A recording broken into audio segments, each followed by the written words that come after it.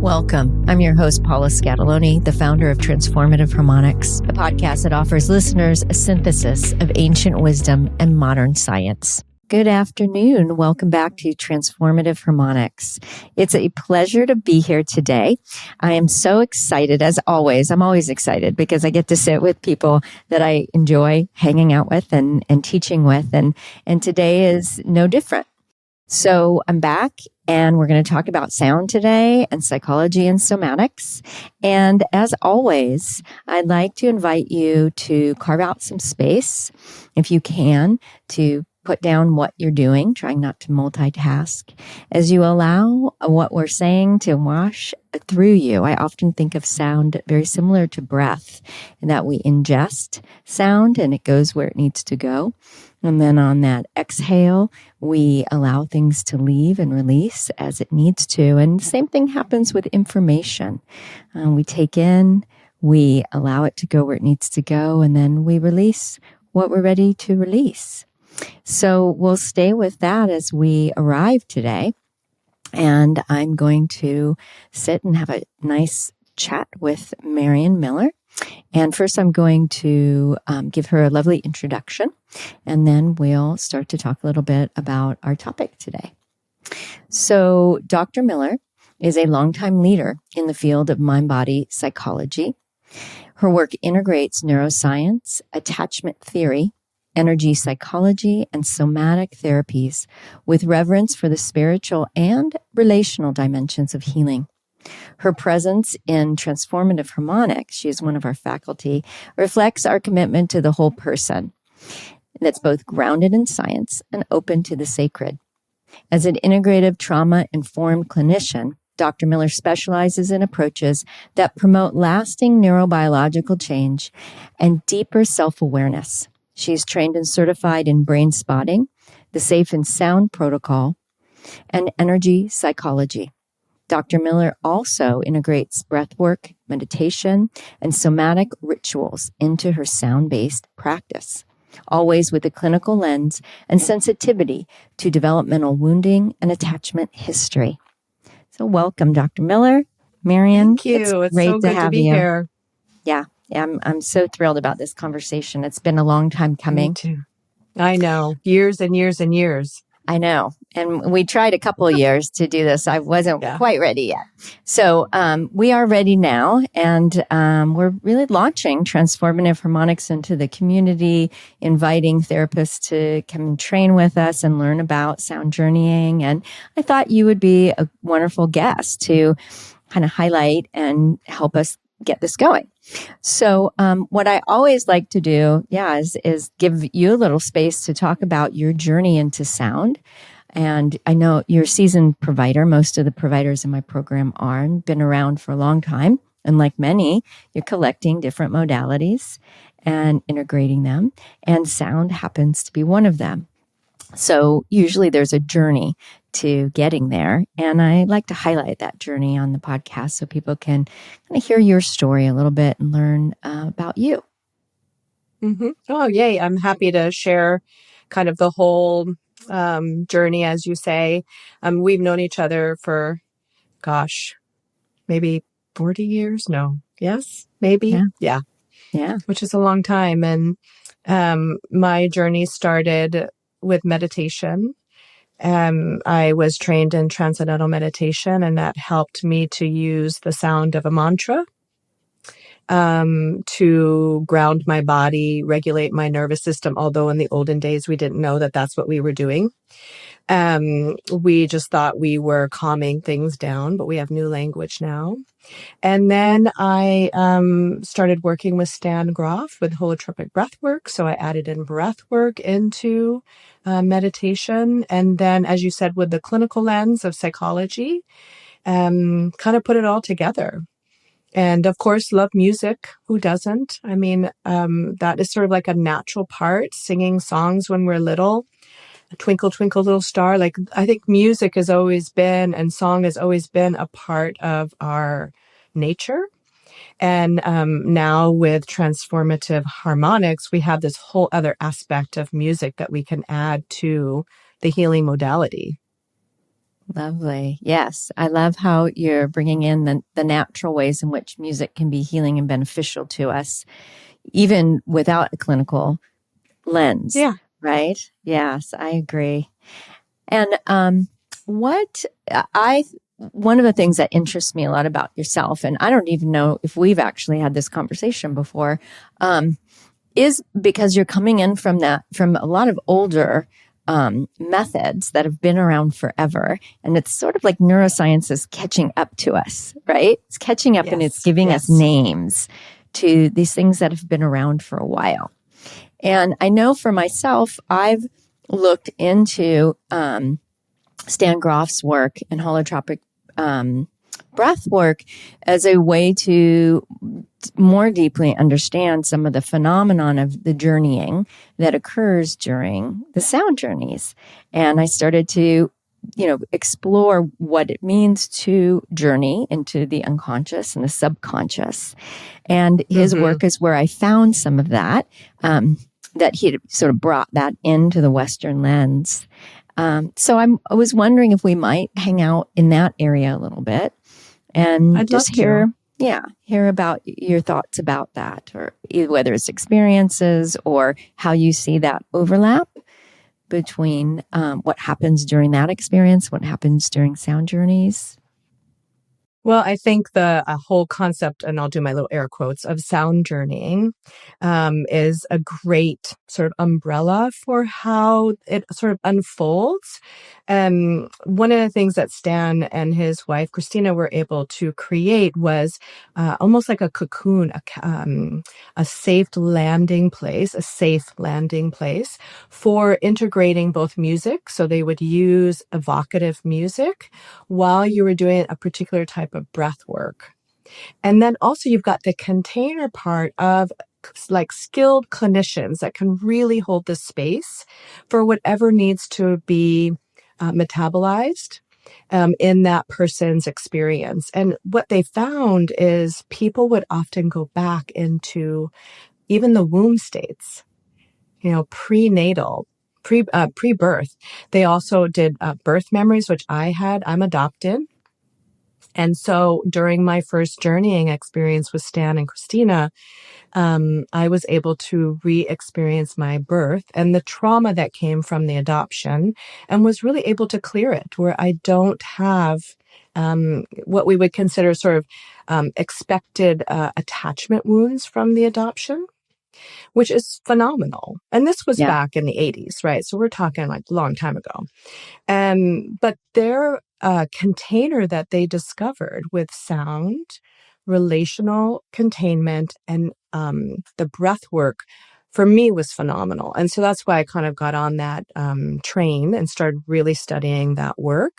And then, of course, my mindfulness that came with meditation was absolutely pivotal to keeping my own personal container and that healing that came from it. Yes, powerful. Well, that's the piece for me that really drew me into this overlap and the questions of what's happening during a sound journey, because I haven't done holotropic breath work, but I do know that some people in the sound journey do travel back to the womb. And so I started to think about, this idea of moving into the right brain and the subconscious, and, what happens when that container is strong and when we set intention, and what that allows us to do and explore using the sound. Yeah. And so do you this makes you want to like jump into like brain spotting, because the other part about the brain spotting is they've discovered is that link that we didn't have before. So I know we'll get there, but it just like came into my mind about how that happened, that link. Anyway, go ahead. Well, sure. I mean, I'm happy to go there. What I hope with this discussion is we can start to see almost like a figure eight, where we're moving back and forth between these modalities, but they're all kind of doing the same thing. And they're all, bringing us into this subconscious material without having to ingest psychedelics. And that's the part, it's really hard to explain that to people, especially those that are trained in psychedelics, that we don't actually have to use the substance or the plants. I mean, we can, and we can get there that way as well.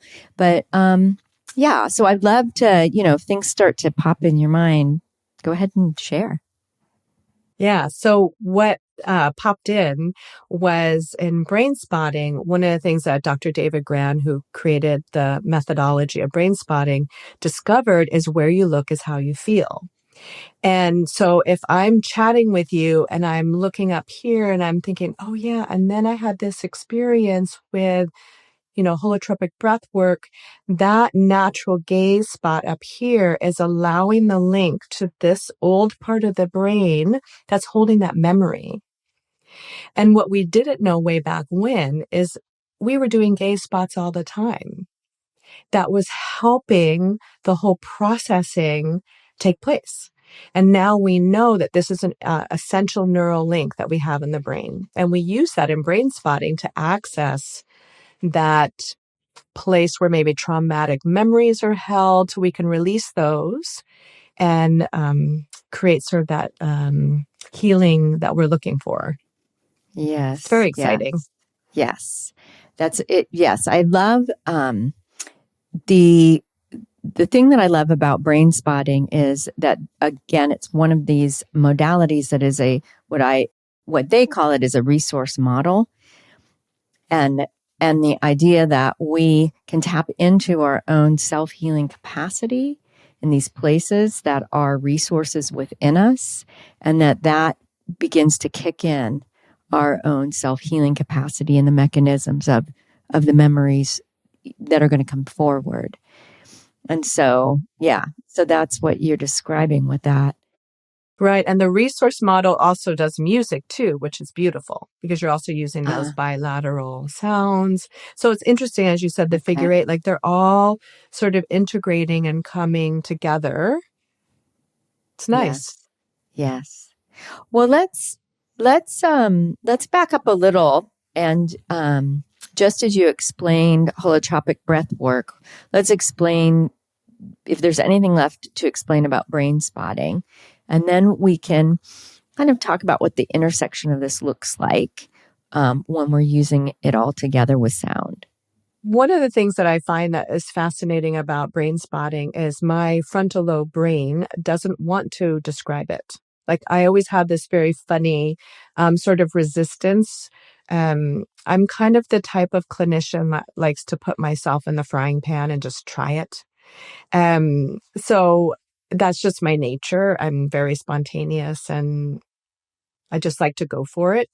But for, purposes of what we're doing today, the idea of Brainspotting is it allows us to have a focused, mindful spot that we find naturally, either with a pointer, which we can use this little lovely pointer. And you can use where it goes across the field of vision, and we access sensations in the body. So sensations in the body are the place that gives us our knowing that we're on a spot that has relevance to the issue at hand.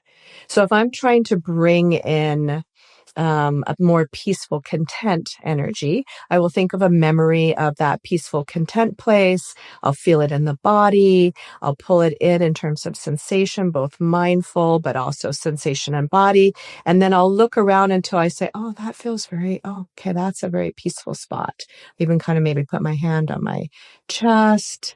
And then I'll keep my eyes at that position, and I will breathe and mindfully process and just sort of allow the innate brain's ability to heal kind of already knows what to do. We just kind of have to get the frontal lobe, the overthinking part of the brain, out of the way. So all the natural abilities to heal comes up.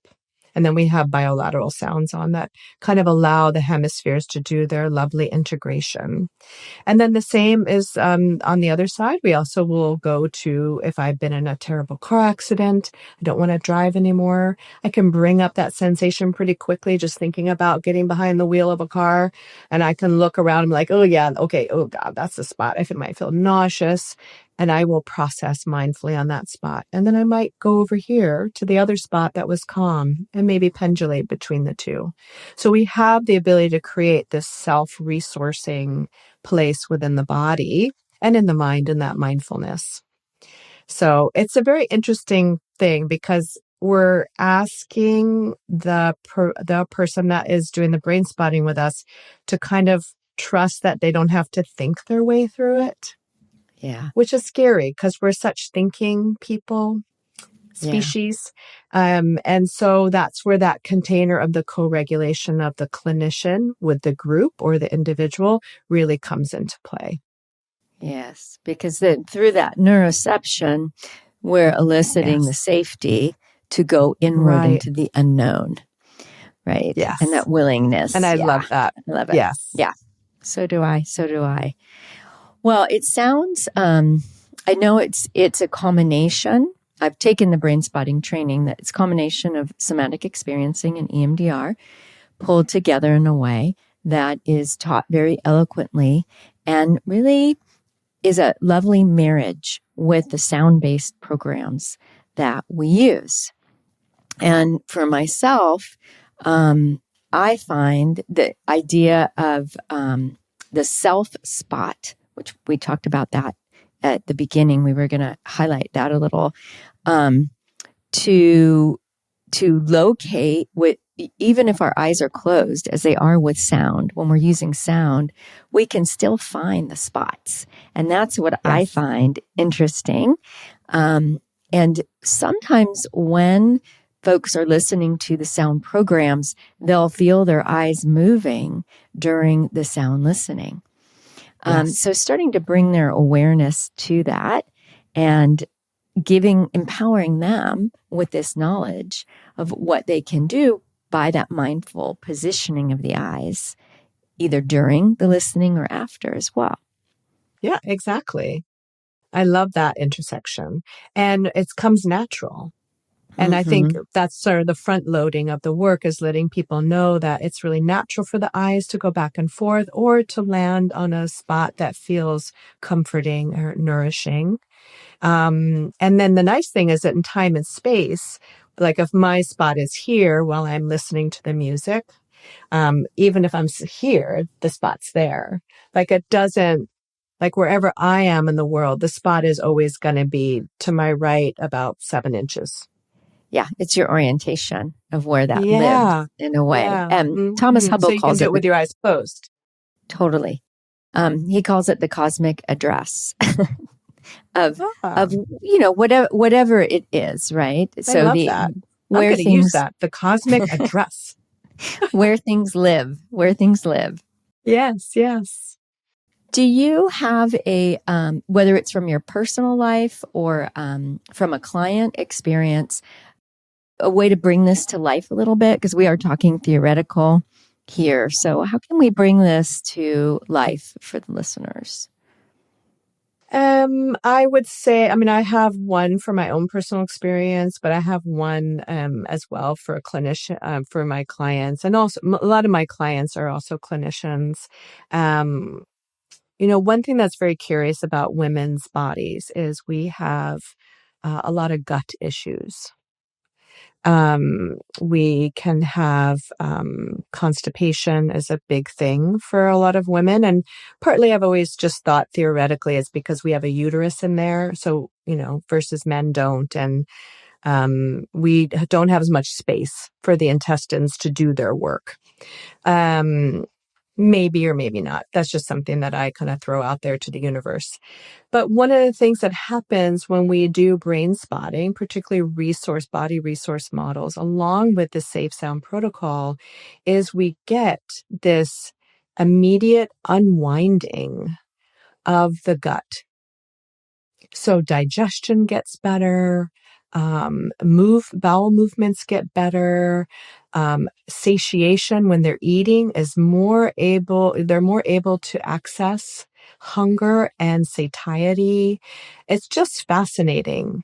Often when they're listening to the Safe Sound Protocol and they're doing a resource brain spot, specifically for gut issues, they'll be able to notice sensations that they never, ever could tap into before. And then after you're done with the session, lasting effects.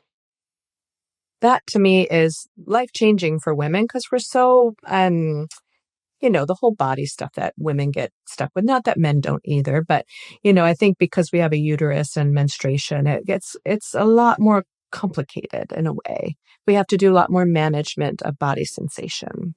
Mm-hmm. Yes. Sounds like it, from a very foundational physiological way, that this is, people might come for just improvements in health and find that by doing these two things together, that a lot of things they hadn't expected to improve, and they have long-lasting effects. And as we sit with this through the lens of polyvagal theory, and we think about both the Brainspotting and the SSP and the provider's embodied presence are cultivating this capacity for more safety. And when we have more safety, we start unwinding. And whether that's unwinding of the gut or unwinding of the fascia, things that were tight start to loosen. And I'm so glad you brought up the word the fascia, because that is a huge piece to this work, is unwinding the fascia. Yeah. Well, I've often thought, and maybe spoken at some point to some body workers, that the wounds around developmental trauma are held in the fascia, that the fascia is a relational pathway, and that we'll see that illustrate or tell us a little bit about the story of the developmental wounding in terms of how the fascia either has elasticity or doesn't. Correct. And so I think both of these together they're hitting so many different aspects of the body, the physiology, but also our psychology, right? So there's profound changes happening in the level of safety that people feel, and in the whatever memories may be in there that are still leading the person to feel like from the inside that the world is unsafe on the outside.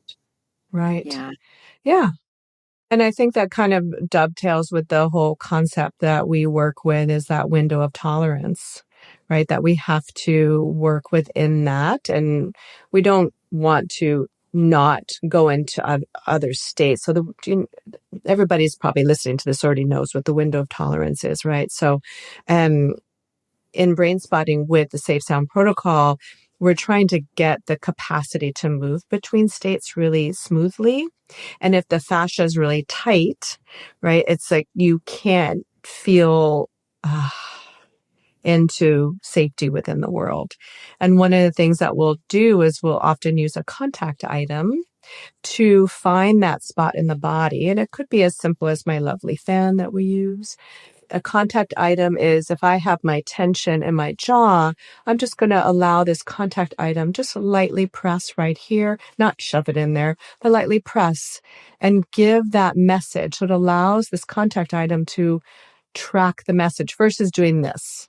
This is fine, but somehow the contact item allows a different sensation.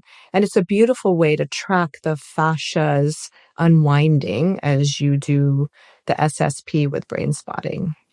It's really neat. Yeah, it's beautiful, beautiful. For yourself or your client as well, if we go back to these examples, so we've talked about the unwinding of the gut. Do you have any stories or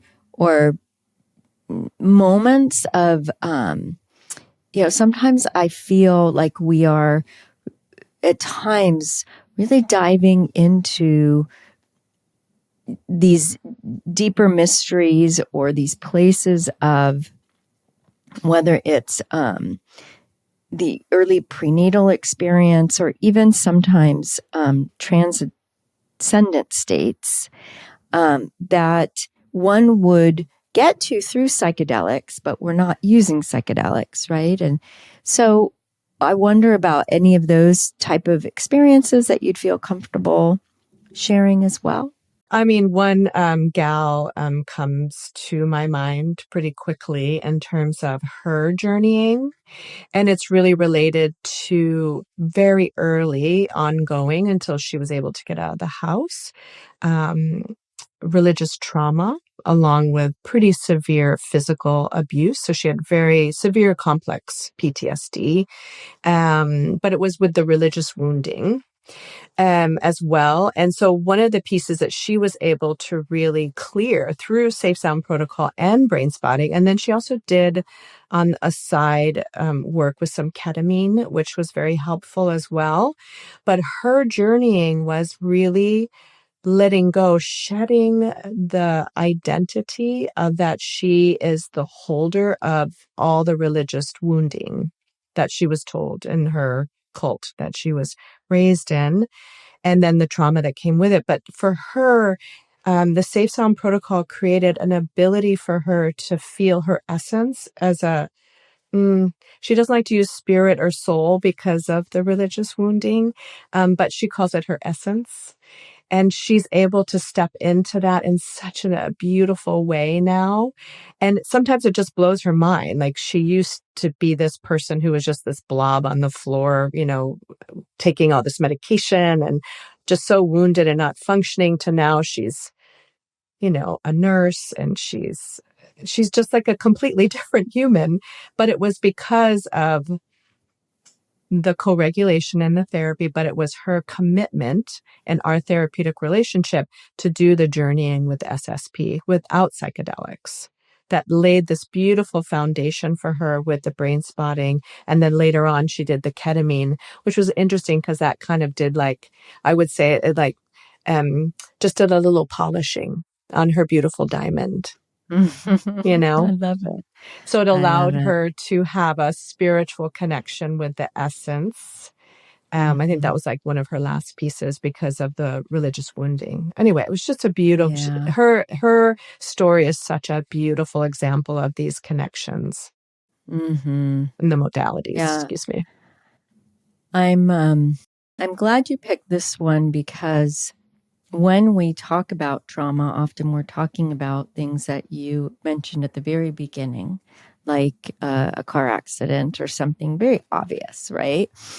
But what we often don't think about is the cultural conditioning that we undergo, and whether that conditioning comes from our family belief system, our religious belief system, or our cultural belief system. We can have attachment wounding in any of those larger systems that we have attachment relationships to. And so when we're speaking about these ways of supporting unwinding and coming forward of truth, our inner truth, it can be about any trauma or relational wound in which we ended up with a belief system that kept us out of our sense of self-love or our sense of self-worth or our sense of knowing our true value. And so I'm glad you picked that because I don't really know if people are holding the whole possibility of what could be healed when we invite all those pieces in. Yes. Right? Well said. That's beautiful. That's beautiful. So you do a little group with clinicians that come and meet with you, and you and I have run a group together. Is there any thoughts that you have about the way that we are doing this that might be different than what people might be experiencing or finding out there in with other, types of providers or approaches? What kind of stands out for you as a faculty member now? Right. I mean, honestly, I don't know anyone that's doing brain spotting with safe sound protocol in a group setting. So I So have you're looked it. and have not found it. Okay. Yes. So, Great.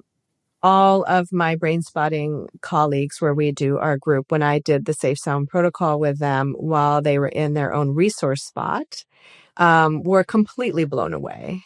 Had no idea that the brain and the neuroception part of us had the capacity to go to that place of resourcing and healing, releasing. It was pretty remarkable. So maybe there's someone else out there doing that, but I have not found that. I think this is a beautiful intersection that we can offer, that I'm excited about. I am too. And I hope that that all those who are the powers that be really capture your expertise in this area as you continue to unfold with it. Wonderful. Yeah. Well, I know we've talked about as we get ready for a class that you'll be teaching in Transformative Harmonics program, we've talked about some of the pieces that make Transformative Harmonics a little different. And one of those pieces are about the container itself and creating the space through ritual so that one feels safe enough to journey. Are there any pieces about that you feel are important for us to highlight? One thing that's good to know is that I've been doing Circle for folks for over 35 years. I myself have been in my early healing that I did myself was in Circle and group therapy. And then I also continued with meditation circles as well.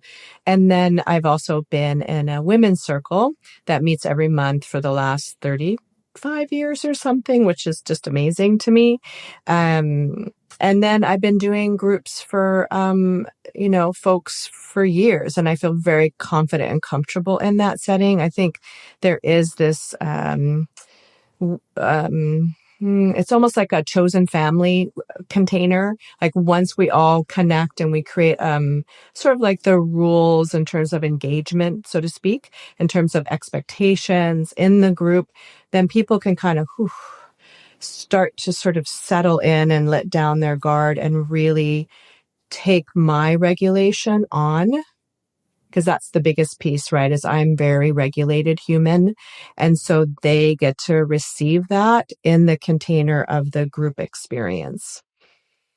And I'm very good at that. Yes. That's one of my superpowers, which I love that part of myself. And I feel excited to do that for folks. I have no judgment. Whatever needs to unfold will unfold. But we'll still make sure we create a beautiful container that fits for everybody's style. Mm-hmm. That makes sense? It does. It does. And so the word that pops into my mind is this idea of space holding and what it means to be a holder of space, so that things are allowed to be there. And it's a little bit different than group therapy because it's not interpretation and it's not prompting. It is about creating the space for one's truth to be told and to be held in the space of the circle. And so there's lots of communities like this popping up around us. In ancient times, coming together in community like this to bear witness and support the others in the village would have been a common way of creating spaces for healing. And we've lost that. We've lost that in our modern world. So I love that we're finding the ways to recreate that space and open up the opportunity for it. And you, of all the people I know, are pretty much the most seasoned person that I have met doing this. And so I am just thrilled to have you part of my community and to have you as a faculty member leading these groups. So I do hope the listeners get to have an experience with you if they feel excited about this and ready for some deep transformational healing. Me too. Thanks, Paula. Yeah. Well, let's end with maybe sharing a little bit about the websites of where people can find more information, and certainly the group that's coming up with Dr. Miller, which the date of that group will be October 8th is when it starts, and it's an 8-week group online. And maybe you can share the other ways for people to find you or Brainspotting if they're interested. So first with Brainspotting, I would love for people just to go to the website brainspotting.com. Great videos on there, links. It really describes what Brainspotting is all about. And then my website is just drmarianmiller.com. And it has information about my background and some other little links for podcasts and YouTube videos about polyvagal theory and safe sound protocol and Brainspotting. Beautiful. And we'll go ahead and put links to 2 books for the listeners that are interested. The book on Brainspotting by David Grand, and then the Safe and Sound Protocol book again, if you're interested and want to learn more about that. So, Marian, it has been a pleasure to sit and chat with you, to hear about your journey, and to talk about your upcoming offerings and what's in store for those who are interested in healing in the year ahead. Thanks, Paula. It's been so good chatting with you. Thank you so much. I'm looking forward to it. You're welcome. Okay. We'll see you next week, everyone. Okay. Aloha.